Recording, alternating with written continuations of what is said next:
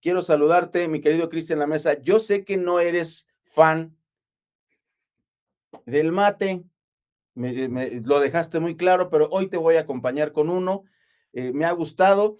No le digas a ningún argentino, mi querido Cristian, que la hierba mate, como ustedes así la refieren, es té, pero sin bolsita. Shh. No le digas a ningún argentino porque se va a desatar la guerra entre Argentina y México y lo que menos tenemos ahorita son conflictos. Cristian, ¿cómo estás? Bien, muy bien, querido amigo. Contento de estar otro miércoles más con vos y una grata sorpresa verte ahí tomando unos mates.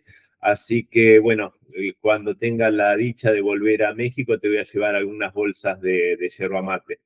Oye, no, no, no, yo te lo voy a agradecer. Me gusta mucho, debo decir que soy más cafetero, pero gracias a que tengo hermanos argentinos que me han permitido conocer esta experiencia. Es un sabor muy particular, eso sí, y nada más para los que sí saben, yo no sé mucho de mate, se ha aprendido muy poquito, pero este mate tiene algunos tronquitos, porque hay unos que son como más pulverizados, así lo entiendo, otros que tienen más tronquitos, o sea, hay como diferentes sabores, como el mío es como término medio, Está muy bien. ¿Lo tomás dulce o amargo? amargo, Muy amargo, bien, así como se toma, muy bien, así como el café, así también me lo tomo amargo, amargo, mientras más amargo, más sabroso. muy bien. Mi querido Cristian, oye, pues mira, han pasado muchas cosas. Yo creo que ya podemos hacer un corte de caja en relación con el proceso de paz que quiere Rusia y que la OTAN no quiere. Yo creo que podemos empezar por ese tema que me parece bastante controvertido, ¿no? Han querido acusar a Rusia que no quiere la paz, pero, por ejemplo, vamos a empezar con ese tema. Rusia, acabo de ver el tema de un intercambio de 1000 por 1000, promovido por Rusia, de soldados. Y pues empezaríamos con eso. La OTAN no critica, obviamente, pues es su compinche en este sentido, Zelensky. No critican que ataque a civiles y Rusia ha respetado eso. Sin embargo, lo que leemos en los medios occidentales es que Rusia dice que ha atacado civiles y eso, pues honestamente no lo hemos visto porque si fuese cierto, igual que tenemos estas imágenes terribles de Palestina, las tendríamos también de Ucrania y no, yo no las veo, ¿no? Exactamente, vos imaginate que con toda la maquinaria propagandística que tiene Occidente en contra de Rusia, eso lo veríamos hasta en los canales de dibujos animados. Y no es así, por supuesto. Y muy por el contrario, vos fíjate lo cierto que es lo que vos referís, que en este intercambio de prisioneros de guerra se vio algo a lo cual se le dio poca relevancia, pero es muy importante y desnuda la verdadera cara de este régimen terrorista ucraniano, y es que entre los prisioneros que se devolvieron, que en toda regla deberían ser todos militares, habían alrededor de 130 civiles que fueron capturados, que fueron apresados, que fueron tomados como verdaderos rehenes en la región de Kursk por las tropas ucranianas. Y estamos hablando de hombres y mujeres mayores, ancianos, algunos de ellos, que se los veía regresar a su patria con lágrimas en los ojos, y tal vez fueron incluso afortunados, Ray, porque se está ya denunciando hace tiempo las atrocidades que cometieron los nacionalistas ucranianos en Kursk, más de 300 asesinatos, incluyendo a niños, y más de 800 desaparecidos al día de hoy. Muchos de los muertos fueron brutalmente torturados. Entonces vos fijate, ¿no? Qué doble vara tremenda la de Occidente. Y respecto al proceso de paz, por supuesto que Rusia quiere la paz, pero ayer lo hablaba en una entrevista en France 24, la paz va a ser en los términos de Rusia, porque Rusia es la que lleva la victoria en el campo de batalla, y por supuesto que si no sería algo novedoso y nunca visto que el país que está ganando tenga que aceptar ceder posiciones, ¿no? Y máxime que Occidente no tiene nada para ofrecerle a Rusia ya, porque incluso hasta perdió efecto las famosas sanciones cuando demostraron ser totalmente inútiles para dañar a la economía rusa. Entonces, solo queda, como dijo María Zaharova, que cada vez que Ucrania le da la espalda, el régimen ucraniano, a las propuestas de Rusia, cada vez se va volviendo más chica. Y hoy hablamos de 5 nuevas regiones rusas y para un próximo diálogo tal vez estemos hablando de 7 u 8 nuevas regiones rusas. Y en este contexto, voy a hacer la pregunta ahorita, pero la vamos a responder al final, mi querido Cristian. ¿Cuál sería el panorama del final de este conflicto? Pero lo vamos a dejar como la cereza del pastel al final de esta deliciosa plática. Te quisiera preguntar acerca del papel de Donald Trump, porque se tiene que decir, o sea, vamos, es política internacional lo que estamos revisando, pero antes de Donald Trump era la OTAN y Estados Unidos contra Rusia, muy claramente.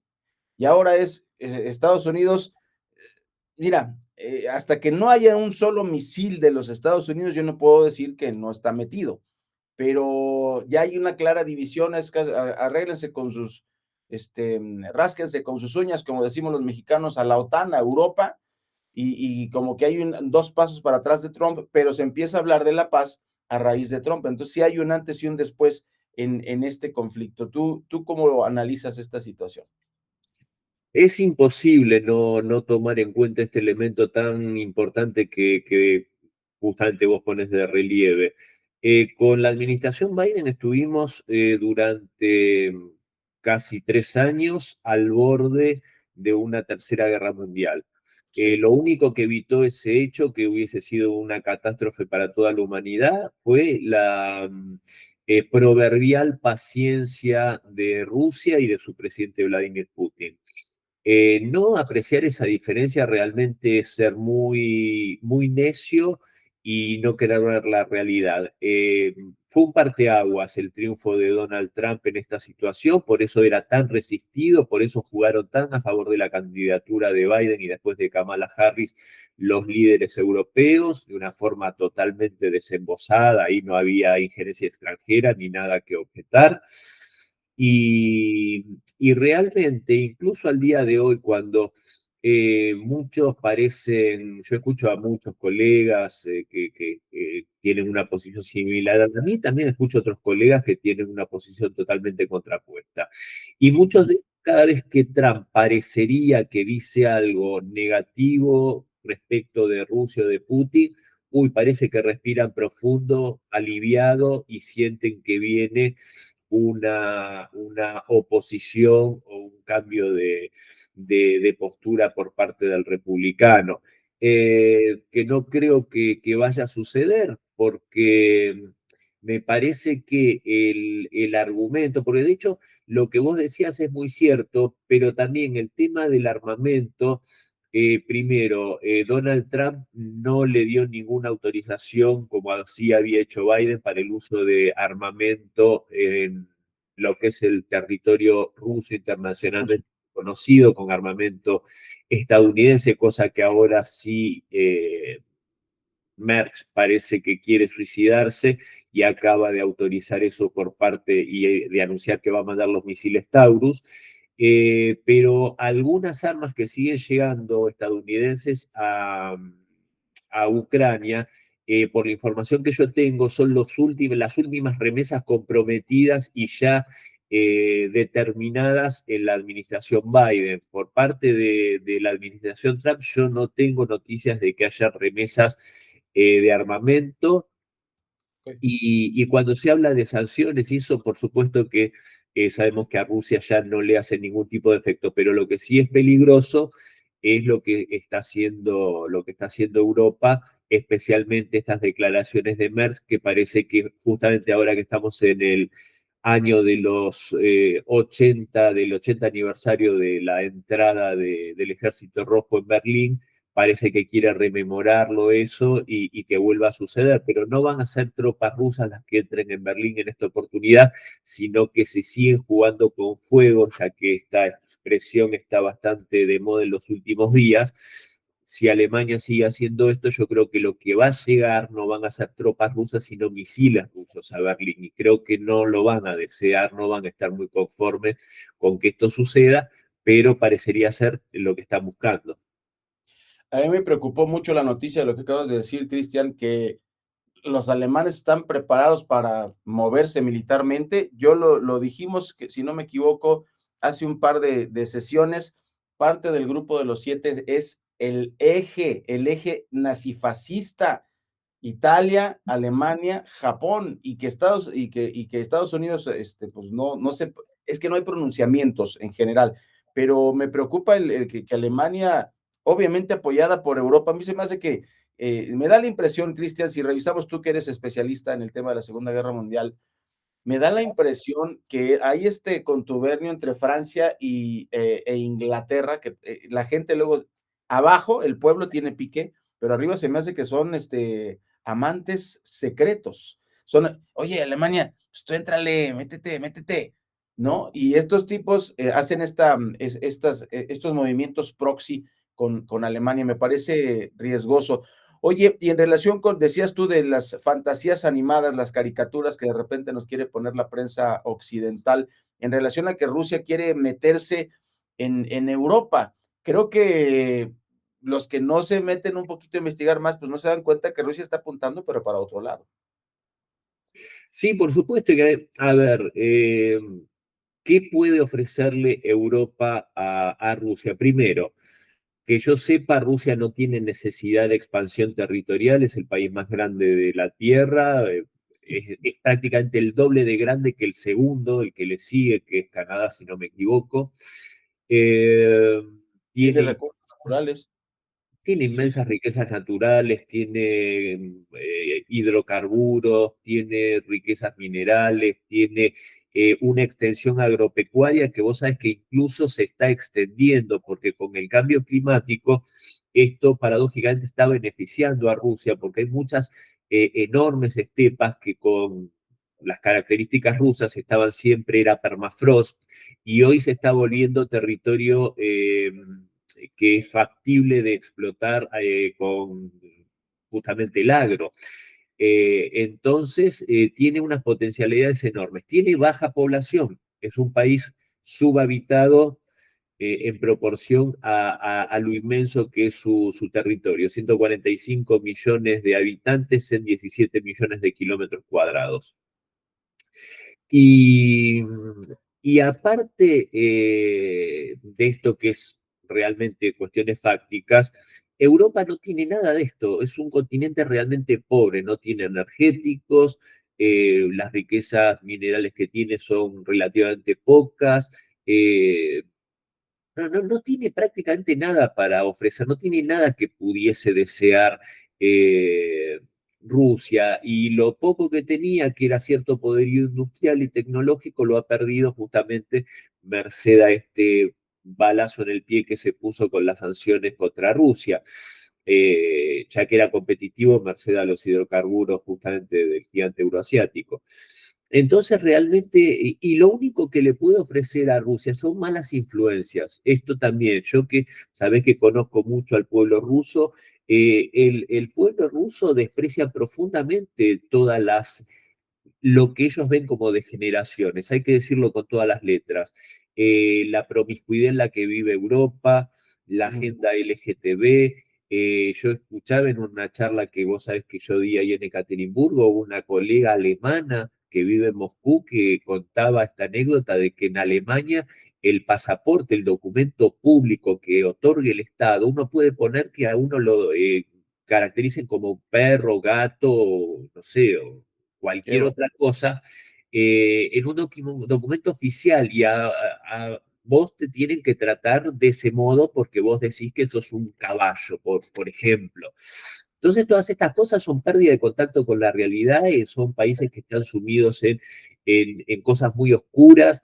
Lo hemos visto en España como una exfuncionaria del gobierno socialista mencionaba el derecho de los niños a tener relaciones sexuales si eran consentidas, cuando un niño no Claro. tiene la capacidad de consentir eso. O sea, blanquear la pedofilia. Entonces, todo esto los rusos lo ven con horror, lo ven con mucho horror, lo ven como una degeneración. Bueno, recordamos lo que fue la inauguración de los Juegos Olímpicos en París, estas escenas tan incluso inquietantes porque eran cosas muy, muy, muy obscenas. que se veían burlas a la religión, que toda religión debe ser sagrada, la que profesamos y la que no profesamos se tiene que respetar también. Entonces, si hay algo que quieren los rusos es tener esas influencias lo más lejos posible. Entonces vos imaginate si puede haber algún interés por parte de Rusia de invadir Europa y de contaminar a su pueblo con estas influencias tan nocivas. Claro, claro. Sí, por supuesto, por supuesto. O sea, Rusia está viendo hacia el sur global, le dicen así, sur global. Aunque hay que recordar que como estamos en el espacio, pues no hay sur ni norte, estamos flotando. Pero bueno, así se le ha puesto norte, sur. Cristian, pues preguntarte en este sentido, las negociaciones de paz pues han avanzado de alguna manera. ¿Qué perspectiva crees tú que tengamos? Yo recuerdo que antes de que te fueras a Rusia platicábamos y teníamos como un día de y teníamos la esperanza que fuera el 9 de mayo, pues ya esto ya no se dio, pero este intercambio de rehenes, este apoyo de Estados Unidos, me parece que el único freno de mano que vemos es Europa. Sí, sí, sí, sí. Acá hay dos obstáculos enormes para la paz. Uno es el régimen de Kiev, el régimen nacionalista neonazi que está hoy ocupando el poder en Kiev, un poder que lo ocupa de forma ilícita y está usurpando justamente ese lugar, y el otro son las élites globalistas europeas que quieren perpetuar esta situación en una actitud totalmente suicida porque parecen no entender que ante una situación que se desmadre y que Rusia ve amenazada su supervivencia como Estado, va a responder con armas nucleares. Eso es un hecho y vamos a ver a las capitales europeas porque yo no sé si estos estúpidos, perdóname el vocabulario, yo no sé si estos estúpidos creen que a Francia o a Alemania o al Reino Unido los va a tratar Rusia con la condescendencia y con la mano de seda con la que está tratando a Ucrania, a los ucranianos, al pueblo ucraniano que es su hermano y que está siendo Claro. utilizado en su contra. Yo creo que París se va a convertir en una pila de cenizas radioactivas si provocan a Rusia a llegar a ese punto.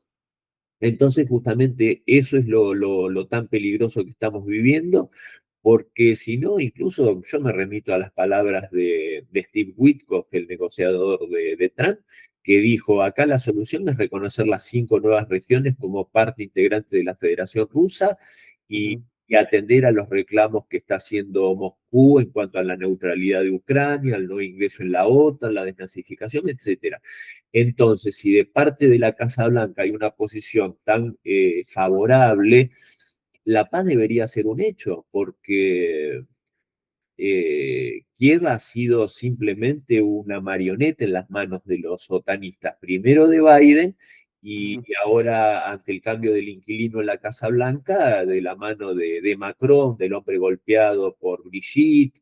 Y de todos estos personajes tan patéticos, porque realmente son patéticos, requeridos. Si vemos simplemente a Macron escondiendo una bolsita o un papel con una sustancia blanca que todos suponemos de qué podía tratarse.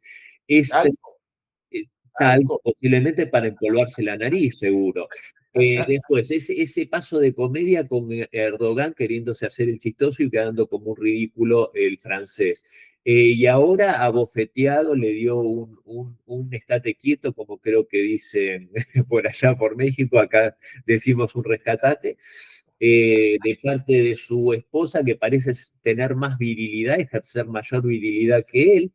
Sí. Estos tipos son los que quieren doblegar al pueblo ruso y a su líder. Realmente, si no fuese que la situación sigue siendo riesgosa, porque yo lo decía en otras entrevistas, yo sinceramente sentí alivio cuando ganó Donald Trump porque yo estaba seguro de que iba a tener esta posición. Pero yo subestimé la capacidad de daño que están teniendo los europeos. Yo creo que están mostrando que tienen mucha más capacidad para poner en riesgo la paz mundial y Trump tal vez le está faltando un poco más de decisión y de fuerza como para imponerse ante Bruselas y ante los europeos. y eso hace que la situación siga siendo peligrosa porque, y con esto cierro, Ray, si el inepto y el estúpido de el canciller alemán Merz le da los misiles Taurus finalmente al régimen de Kiev, estos misiles que pueden llegar a 500 kilómetros de distancia y que pueden volar a muy baja altitud, lo cual dificulta claramente su intercepción, Interceptarlos. y logran atacar Moscú, realmente eso va a ser una línea roja que puede generar que sin duda empiece una guerra a gran escala en Europa y que termine en un enfrentamiento nuclear. Oye, sácame de una duda. Entiendo que las reglas, que de repente es ridículo, pero hay reglas en la guerra. Si usan los ucranianos armamento de Alemania y cae en suelo ruso, eso es una declaración de guerra, ¿cierto? A ver, el casus belli real, yo creo, y que sería ineludible, no lo digo yo, sino que lo dijo Olaf Scholz cuando todavía era canciller. En una situación en la cual quedó un micrófono abierto y una cámara abierta, y fue registrado esto, está al alcance de todos, él dijo que Alemania no le iba a dar, mientras él fuese canciller, los misiles Taurus a Ucrania, porque eso implicaría directamente a Alemania en la guerra. ¿Por qué?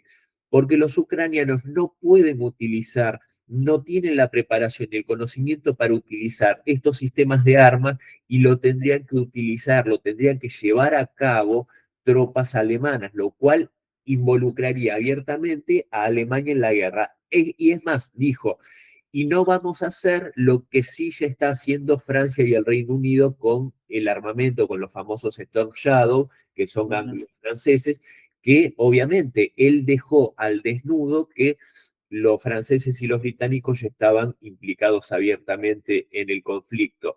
Entonces, si Merz quiere mandarle estos misiles, la misma Alemania reconoció abiertamente que va a estar implicándose abiertamente en el conflicto, y ya con un armamento que, a ver, que se ataque población civil siempre es terrible y una violación de las leyes de la guerra, y Ucrania lo viene haciendo sistemáticamente. Pero, sinceramente, no es lo mismo poner un misil en Moscú que ponerlo en Belgorod. Todo el Sí. territorio ruso lo defiende el Kremlin con ahínco y con dedicación, pero se entiende que no es lo mismo. ¿Entendés? Entonces, si este armamento puede llegar a Moscú con todo lo que eso implica, por supuesto que ahí ya va a ser imposible que Rusia siga usando esa paciencia proverbial y no diga, bueno, acá cruzaron todas las líneas, porque incluso el mismo pueblo ruso ya no le dejaría salida a Putin, porque de hecho hay mucha gente y hay muchos altos mandos militares que hace mucho tiempo que le viene pidiendo a Putin que tome medidas mucho más duras para terminar con este tema.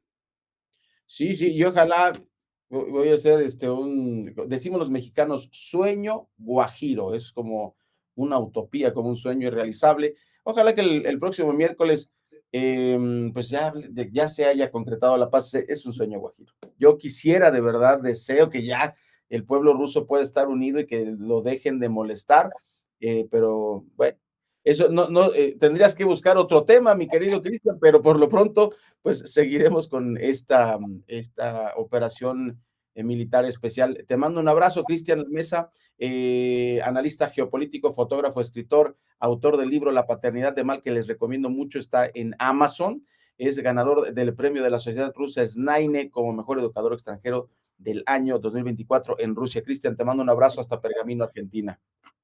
A todo eso que acabas de enumerar y que me hace sentir orgulloso, agregale columnista de Radio Oriente Capital con vos, que también es un orgullo para mí. Así que te mando un gran abrazo y un gran abrazo también para el querido público de allá de México. Muchas gracias. Bueno, pues esta es la verdadera política, y recuerde que puede encontrar a Cristian La Mesa para pues ver todas estas entrevistas que él sube en France 24, en RT, en medios de prácticamente todo el mundo, en La Verdadera Política en YouTube. Cristian, muchas gracias.